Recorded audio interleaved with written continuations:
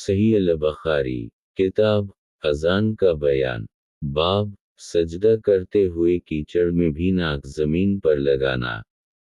حدیث نمبر 813 ترجمہ ابو سلمہ روایت کرتے ہیں کہ میں ایک روز ابو سعید خدری رضی اللہ عنہ کے پاس گیا اور میں نے ان سے کہا کہ آپ ہمارے ساتھ فلاں درخت کی طرف کیوں نہیں چلتے تاکہ ہم ذکر و تذکرہ کریں۔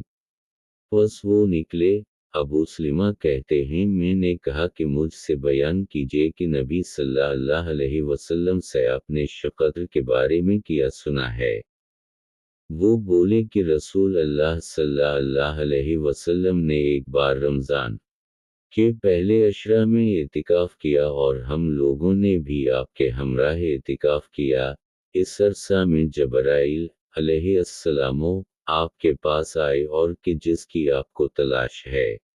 یعنی شقدر اس عشرہ کے آگے ہے، لہذا آپ نے درمیانی عشرہ میں اعتکاف فرمایا اور ہم نے بھی آپ کے ہمراہ اعتکاف کیا۔ پھر جبرائیل علیہ السلام آپ کے پاس آئے اور کہا کہ جس کی تمہیں تلاش ہے وہ اس عشرہ کے آگے ہے۔ پس 20ویں رمضان کی صبح کو آپ خطبہ پڑھنے کھڑے ہوئے اور فرمایا نبی صلی اللہ علیہ وسلم کے ساتھ اعتکاف کیا ہو وہ دوبارہ پھر کرے، کیونکہ میں نے شقدر کو دیکھ لیا لیکن میں اسے بھول گیا اور اب صرف اتنا یاد ہے کہ وہ آخر عشرہ میں طاق رات ہے، اور میں نے خواب میں یہ دیکھا کہ گویا میں مٹی اور پانی میں سجدہ کر رہا ہوں، اور اس وقت تک مسجد کی چھت چھوہارے کی شاخ سے بنی تھی،